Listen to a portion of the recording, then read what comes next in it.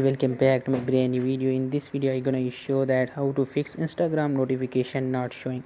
So guys, if you are new in my video, so first of all you subscribe my YouTube channel and also like, comment in my video. So first of all, what you have to do, you open your setting in your mobile.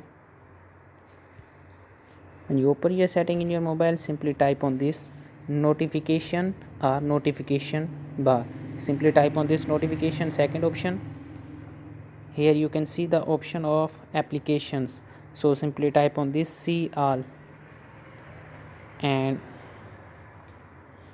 what you have to do, you scroll down and type on this, you search Instagram, click on this, and here you can see the option of show notification. You simply type on this first option and you can unenable this. So guys, how to fix Instagram notification not showing.